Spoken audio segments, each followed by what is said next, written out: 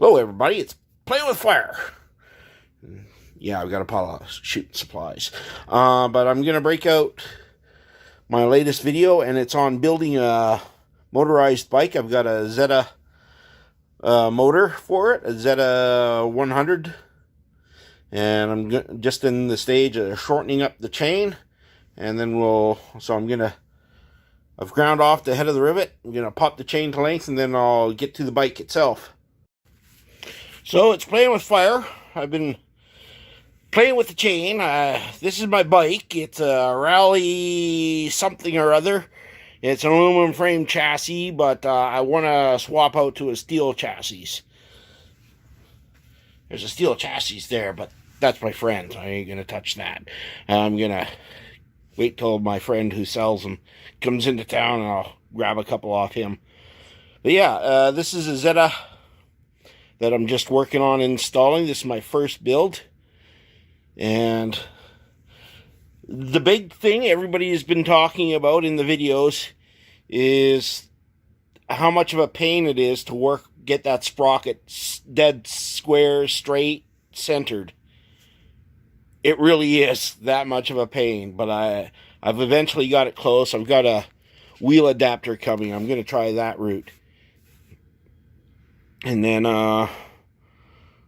it comes with a nice heavy-duty non-sprung chain guide. Roller guide.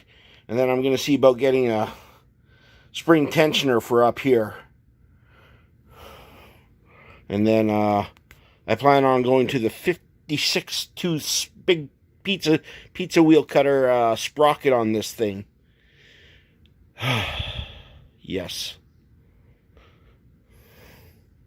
So, notes on this thing. It's a Zeda Yd100. I got it from the place in the link down below from Florida. It came with the piston backwards, and mine actually came with a broken ring. But fortunately, they didn't jam it into the cylinder. The cylinder was still A-okay. Yeah, so I've got the non-sprung tensioner in, or guide. I got the clutch on there. I'll have to check out my clutch adjustment after I get it all bolted in. I've got to think of a way to pad this out so I can do a rubber isolation mount. I've got a big old heavy-duty block of Delrin I may try. That's a hard plastic, HPDE plastic, I guess, is the next comparable thing. Cutting board type stuff. Yep. I went over to couple of the shops, and I got myself a brand new rim to put on there, even though the other one is still pretty good. I'll use that as a backup, because I say that these go and tend to destroy themselves accidentally or explode.